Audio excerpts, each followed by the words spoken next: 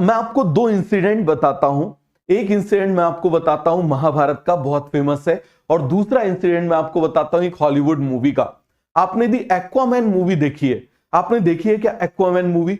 देखी है आपने? तो आप मुझे बताना जरा, एक्वामैन मूवी में क्या होता है जब वो ट्राइडेंट लेने जाता है तो उसकी मदर उससे पूछती है कि आर यू अफ्रेड, आप डरे हुए हो?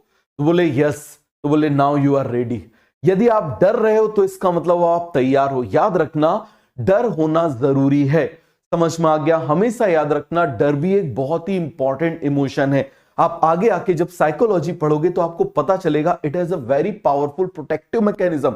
इसका काम बचाना भी होता है बहुत ज्यादा। तो आपको यदि अभी डर लग रहा है, अब क्या होगा, जैसे अभी नेक्स्ट वीक मान लीजिए जब क्लास आएगी तो मेरे ख्याल से न्यू ईयर स्टार्ट हो जाएगा, उस समय एकदम से डर लगता है। समझ में आ रहा है? एकदम से डर लगता है। तो याद रखना, यदि आपको डर लग रहा है ना, सबको डर लगता है। इस बात को आप समझना, सबको डर लगता है। और हर साल आपको एक बार डर लग रहा है, फिर आप सिलेक्ट हो जाओगे। हमको भी लगता है, ठीक है, क्योंकि आप इस बात को समझना, आप अकेले प्रिपरेशन नहीं करते हो, हम भी प्रिपरेशन करते हैं।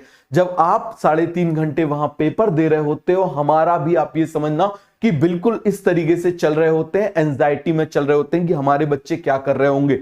समझ में आ रही है आपको इस बात को? तो आप इस बात को समझिए, आप अकेले पेपर नहीं देते हो, हम भी आपके साथ हर साल पेपर देते हैं, जो स्टूडेंट्स देते हैं। तो यदि आपको डर लग रहा है तो ये नॉर्मल है। समझ में आ गया? यदि डर आए तो बोलना कोई बात नहीं, नॉर्मल है, कोई बात नहीं, ये नॉर्मल है, गो थ्रू इट। समझ में आ गया? सबको होता है, हमको हो गया तो कोई गलत बात नहीं है। अपने आप से स्टेटमेंट बोलना, सबको होता है, हमको हो गया तो कोई इसमें गलत नहीं है।